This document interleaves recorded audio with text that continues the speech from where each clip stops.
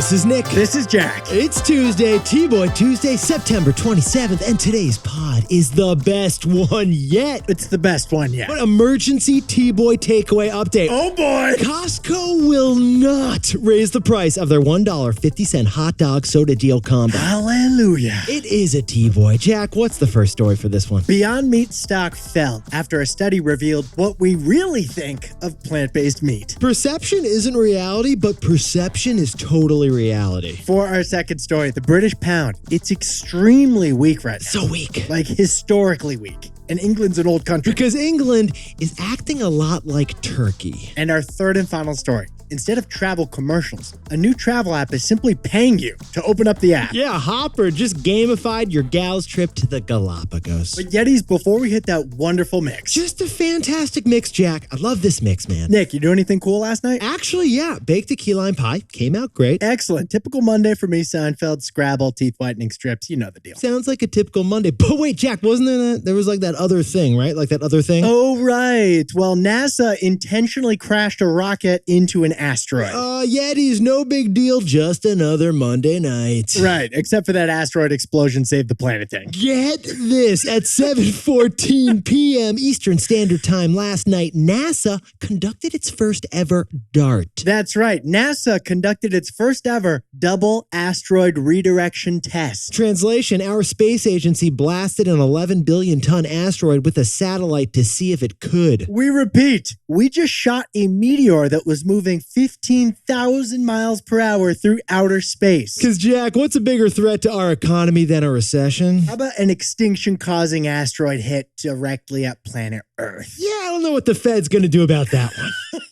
By the way, we should clarify, we should emphasize the word test. Yeah, test. This was a test. Consider this practice. Right. The asteroid that we hit, it wasn't heading towards Earth. Our planet was not at risk of a huge rock landing in the ocean and drowning us with a tsunami before the rock could intervene in a classic giant thriller movie. No, it wasn't, Nick, but we pretended that we were at risk so that we could practice hitting it. Practice. It was practice. Allen Iverson's not into practice. NASA is. Again, it was practice. For the avoidance of doubt, practice. But it also kind of reminds us of the plot of Don't Look Up. Yeah, mixed with Independence Day. Would have been a good job for Will Smith. He would have jumped right into this thing. I think McConaughey would have signed up for this gig. McConaughey! Or is it more of a Bruce Willis kind of job? I don't know. As long as Jeff Goldblum's the co-pilot, I'm watching this thing, Jack. Again, it was just practice. Let's practice our three stories. 15 years before this song, two boys from the Northeast met in the dorm. They had an idea that caused a cultural storm. It's the best one yet, but the best is the norm. Jack, Nick, that's it. I don't even think they need to practice. 50%, that's a fat tip. T-Boy City on your at list. If you know, you know, cause we ready to go. We can't wait no more, so just start the show. Start the show. For our first story, Beyond Meat stock just fell another 7% to an all-time low because of one new survey. And because plant-based meats have a virtue problem. Jack, can we say plant-based meats are lying to you? I don't think we should. Okay, we won't say that. But Beyond Meat, that was really the first plant-based brand to go public. May 2019, Nick and I were there. Beyond Meat went public. We bought the stock on the IPO day. The stock surged like an angry rooster. Yeah, it did. It was the first stock we ever bought on IPO day, and it was a tremendous success until it no longer was. It's less of a fun story these days, but Jack, why was it such a success at first? From Taco Bell to McDonald's, from Dunkin's to Denny's, Beyond Meat had become fetch. That was the must-have menu item. If you didn't have it, were you even a fast food chain? Revenues were growing wicked fast, too. Get this, revenues tripled each of those first 4 quarters after the IPO of Beyond Meat. But Yetis, the growth has completely stopped. In the last 2 years, Beyond Meat's annual growth has been just 7%. The most exciting news from this company lately I know what you're going to was say. that CFO biting that guy's schnoz. We had to remind all the Yetis not to bite people that day, remember, Jack? Things aren't looking good for Beyond, but it's not just Beyond. The takeaway that day was bite a carrot, not Carol. Nick, how could I forget? I'm not going to let you forget. He bit another human being. But Bloomberg reports that in the past year, grocery sales of plant-based meat across the whole country are down by 11%. So it's not just Beyond. But besties, here's what It's Jack... pronounced a schnoz. Yeah, patties. Here's what Jack and I find fascinating about Beyond Meat right now. People believed Beyond Meat had two key virtues, and that was the issue. Because only one of them was true. Yeah, Jack, let's talk about Beyond Meat's brand. What did it look like? It's a pea protein vegan burger of do-gooderness. It was like green with a side of green. Here were the perceived values of this product. It was healthier for you and better for the whole world. Yeah, what the juice cleanse was to 2010, plant-based meat was to 2020. All right, let's start with the better for the whole world. Talk to me. Jack, what were we seeing? Beyond Meat says all over their marketing how this is a phenomenal product. It's basically Captain Planet. Earth, wind, fire, Beyond Meat. This thing requires 99% less water, 93% less land, and 90% less greenhouse gases than a beef burger does. All right, so Jack, add all that up. Is it more environmentally safe? Absolutely, yes. But it is. Jack, is it healthier for you, the human being? About that. Turns out Beyond Meat never actually markets itself as healthier. But here's the funny thing. Plant-based implies that it's healthier. Being plant-based implies that this is better for you. I'm eating trees. Of course this thing's got to be healthy. It's a burger that photosynthesized itself. It's got to be better for me. The unfortunate truth for Beyond Meat, it's not that healthy a product at all. Honestly, we didn't even jump in T-Boy style for this. You don't have to be like a muckraking journalist to figure it out. Just look at the nutrition label for a second and you can see that it's not that healthy. Ipso facto, that healthiness virtue, turns out it was a false virtue. Beyond benefited from that myth for a while until it didn't. So Jack, what's the takeaway for our buddies over at Beyond Meat? Perception is reality. Perception is reality. Now, besties, the consulting firm Deloitte tried to figure out why sales of plant-based meats are shrinking, and it came down to one word. Perception. Perception. Deloitte found that perception of plant-based meat has changed in this country. According to that recent Deloitte survey of 2,000 diners, most people don't think plant-based meat is healthy. Well, one patty has a lot of fat and a lot of sodium. So that perception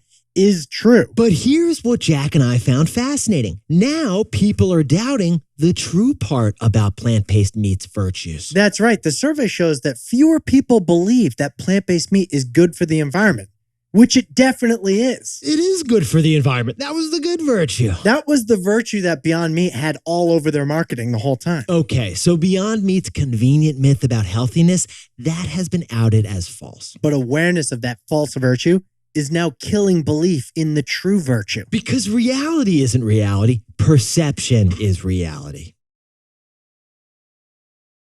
For our second story, the British pound just hit its weakest point ever compared to the United States dollar. It's because the English government just did the opposite of every other government in the world. King Charles is basically getting zero honeymoon period right now. Everyone's focus immediately pivoted from Buckingham Palace to their bank accounts, which are shrinking. Because besties, to sprinkle on a little context here, the United Kingdom's inflation problem is significantly worse than what we've got over in the United States. In the United States, we have 8% inflation, which is really bad. Theirs is 10% and growing. Have you seen the fish and chips, Jack? It's like, is this haddock or is this tuna? You just started paying for double-digit lattes here in the States. They dropped $10.42 on an oat milk macchiato. Well, if you live in London, you've been paying double-digit quid on double-digit lattes since Frappuccino season. It is that bad, people. It's expensive over there. They call it the cost of living crisis. Well, inflation is a global problem. And to kill it, countries are making less money available in the economy by raising interest rates, which will lower prices eventually. Like we've said, raising interest rates is a central bank's way of telling you stop buying things. Because you're buying things is driving up prices. But here's the funny thing going on across the pond. The United Kingdom is doing the opposite of what we just described. They're doing the opposite of every other country to stop their inflation madness. Yeah, to ease pain at the pump, the new Prime Minister, Liz Truss, just cut taxes by their most in 50 years. Tax cuts are great politics. You know, like that's a universal thing. People love having more money in their wallets and in their bank accounts. So we understand the move. But that move just drop-kicked England's economy like a Jason Statham pub fighting scene. Yeah, because cutting taxes is probably going to make England's inflation problem a lot worse. Yeah, Jack, remember we were just saying the central banks want you to stop spending money. Well, tax cuts are like free money for everyone, which screams to the public, spend more money, which is going to push prices up even more. And here's the wildest part. The Prime Minister's plan to cut taxes to stop inflation just backfired. Wall Street hates the idea. The value of Britain's currency, the British pound, has plummeted in response. Jack, remember when we were in college and you traveled to London? It was not pretty. One British pound cost $2 back then. But Jack, the pound is so weak right now. Where is it today? It's almost at parity with the US dollar for the first time ever. £1, $1. So Jack, what's the takeaway for our buddies over in the United Kingdom? The UK is acting like an emerging market, so investors are treating it like one. Yetis, you want to hear about another country trying to fix inflation just like Britain the opposite way? Look at Turkey. Turkey also just made an opposite move, cutting interest rates, and now inflation there has surged to a crippling 80%. So investors are starting to treat the United Kingdom as if it were Turkey, an emerging economy, and you can see that treatment in the bond market. Exactly, Jack, because to borrow money, Britain now must pay more interest than Italy or Greece would pay to borrow money. Britain must pay more than Italy or Greece. Italy or Greece? Italy or Greece. Historically, countries more focused on paying for Negronis than paying back their government IOUs. Ipso facto, the United Kingdom is acting like an emerging market with their economic policy. So Wall Street is treating the United Kingdom like an emerging market. Now, a word about our sponsor, Robinhood. You can do just about anything from your phone, but some industries, they've just been slow to move. The finance industry was slow to move from phone to computer, and then from computer to app. Robinhood wasn't. It's the Silicon Valley-based brokerage that's been updating apps since it was born in 2015. Using the Robinhood app for your stocks and crypto is almost as easy as downloading it. So you can invest at your pace on your terms by downloading the Robinhood app. If you're not investing on Robinhood yet, to get started, go to Robinhood.com/TBoy and choose your free stock. That's Robinhood.com/TBOY. Limitations apply. Stocks are offered by Robinhood Financial LLC, member SIPC. Crypto offered through Robinhood Crypto. All investments involve risk. By the way, this podcast is not owned by or part of Robinhood, and we are not employees of Robinhood. For our third and final story, the new #1 travel app in the United States is Hopper, and they've got kind of a shocking new strategy. Hopper's not doing commercials and ads like all the other travel companies. They're simply paying you to use the app. Okay, by the way, wait, when do you arrive? Because you arrive tomorrow, man. What time? 11:30 Pacific. I got a thing. I don't know if I can pick you up at the airport, but I need you, man. Okay, I'll be there. I need you. I can't find my way in that big city. What did you end up using, by? I know you used Hotel Tonight. You love Hotel Tonight. I searched for the cheapest trips on Expedia, and then I booked directly through the app. Oh, you sound like exactly who we're about to talk about. But Jack, what are the two biggest travel app companies out there? #1 and #2 are Booking.com and Expedia. Those are the travel giants. And together, they own travel app icons. They're conglomerates. They own Kayak, Expedia, OpenTable, VRBO, Orbitz, Priceline, Hotels.com, a bunch of other ones. Oh, Priceline, Chef's Kiss. That is Shatner's greatest work. But Hopper, little startup Hopper. A company called Hopper. Passed both of those travel giants to become the most downloaded travel app in the US. We repeat, $5 billion startup Hopper is growing way faster than $60 billion Booking.com. Or Expedia. But here's the problem that's facing Booking and Expedia and Hopper at the same time. Travel customers are the worst type of customer if you think about it. They are. Because they are chronic comparison shoppers. If you're travel shopping as opposed to other e-commerce, you're guilty of the 3 Bs. First, you browse every option, then you bargain hunt, and then finally you buy from the cheapest option. And you're only traveling like twice a year anyway. That's why the travel industry's practice of spending a bunch of money on ads makes no sense to us. Because if a customer is only going to go for the lowest price and then is going to comparison shop across a bunch of apps, why spend to advertise? That's the question. And that is why Hopper is trying a whole new advertising strategy. This is what we thought was wild. No ads.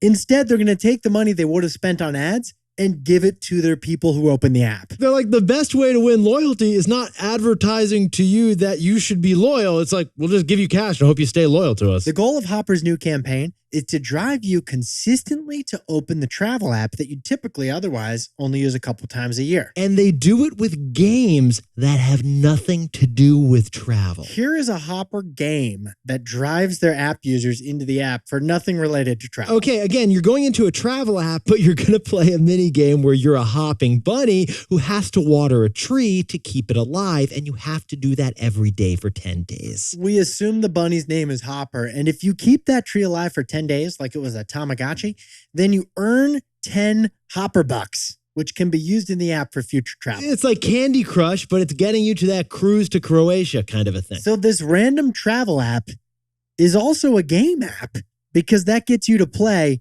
which will eventually get you to book. And that is why they've shifted like most of their ad budget into these in-app game cash scenarios. So Jack, what's the takeaway for our buddies over at Hopper? Money flies when you're having fun. Yetis, we know what you're thinking. Airlines have miles, credit cards have points. Rewards to drive loyalty in the travel industry, that's not a new thing. But what is new is using games to drive engagement to drive loyalty in the travel industry. Hopper is harnessing the power of Wordle and the addictiveness of opening Wordle every day. Good point. To get your next voyage to Machu Picchu. So typically, you only go into a travel app to plan the occasional trip. But now you may plan an extra trip because you're in the travel app every day because of this addicting game. Yeah, because money flies when you're having fun. Jack, can you whip up the takeaways for T-Boy Tuesday for us over there? The reality is that plant-based meat is very good for the environment. The perception, though, is that it's not. For Beyond Meat, that perception is their unfortunate reality. For our second story, global investors are showing the UK just how they feel about that new economic tax-cutting policy. Yeah, like, hey, Britain, you're acting like an emerging market, so Wall Street is going to treat you like one. And our third and final story is Hopper. It's a travel app that also dabbles with daily mobile games, too. Because money flies when you're having fun. Your money flies. We should clarify it's your money that's flying. Oh, yeah, true. But you'll eventually fly. It's actually a pretty deep takeaway, Jack. It's a pretty deep takeaway. Yetis, time for the best fact yet. This one sent in by Gabe Reed, not our buddy Dave Reed, but Gabe Reed is a fantastic Yeti from Provo, Utah. Yesterday, we told you that typewriter is the longest word you can type using just one line of a keyboard. It's ironic. It was the best fact yet, but we got some people wondering. What's the longest word you can type using just your left hand on the keyboard? Which then got some people wondering, what's the longest word you can type with just your right hand on a keyboard? All right, you ready for the longest left-handed typewriter word? Hit us, Jack. Stewardess. Oh, that's a good one. What about right hand? The longest word you can type using just your right hand is lollipop. Lollipop and stewardess. I'm looking at stewardess, though. I'm pretty sure you can tag on an ES still using your left hand. So it's really stewardess is. And that is a Scrabble power move. Triple letter score. Yetis, you look fantastic for T-Boy Tuesday. And remember, if you get hungry today, keep this in mind. Bite a carrot, don't bite Carol. And remember to count up your unused tiles and subtract that from your score, because I just won Scrabble. If you know, you know. And before we go, Shana Tova for all our Rosh Hashanah celebrating Yetis out there. And congratulations to Sean and Mara Darcy, who just had a baby boy, Henry Darcy. Height, 20.5 inches. Weight, 6.9 pounds. Batting, unknown. Position, Jack? Bassinet warmer. Classic. Jessica Herrera and Milton Nunez, a couple that T-Boys together, by the way, just had an anniversary in Tampa Bay. We hope you stay safe as the hurricane heads your way. And Jason and Dawn and their French Bulldogs, happy 3-year anniversary over in Buffalo. And congratulations to Cassandra and Ryan Domagala, who met at pharmacy school, became besties, and just got married in Rochester. And a happy birthday to Israel Martinez in California, who also is getting his braces off on the birthday. And happy 57th to Chris Gills in Carpinteria, California. And to Campbell Soups Frank, happy 11th birthday in Shoreview, Minnesota. And to anyone else celebrating something today, make it a T-Boy. Celebrate the wins. This is Jack. Nick owns stock of Beyond Meat, and we both own stock of Robinhood.